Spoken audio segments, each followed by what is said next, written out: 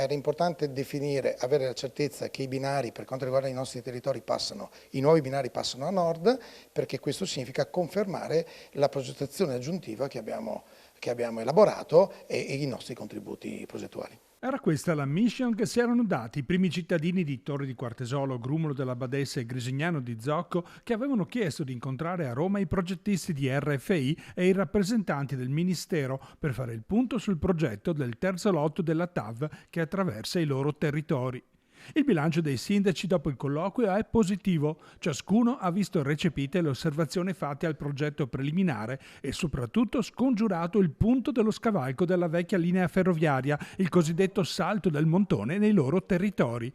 Per esclusione, il nodo controverso resta quindi in capo a Vicenza. Per cristallizzare la situazione e far partire al più presto i lavori sarà necessaria una ratifica dei rispettivi consigli comunali. Roma ci invierà tutta la documentazione, cerchiamo di preparare una delibera da passare nei nostri consigli comunali, sia nei nostri 3 comuni ma anche nei comuni padovani.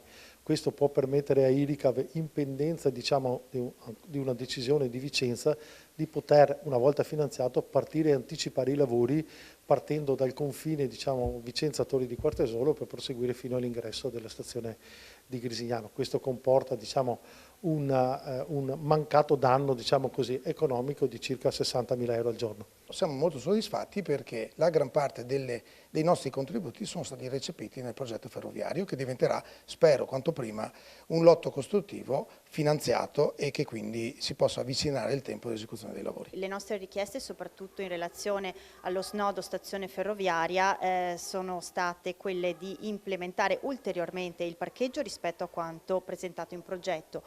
Oltre a questo, che la stazione non diventasse un luogo, non diventi un luogo morto ovviamente, ma un hub integrato per la viabilità ciclopedonale ferroviaria.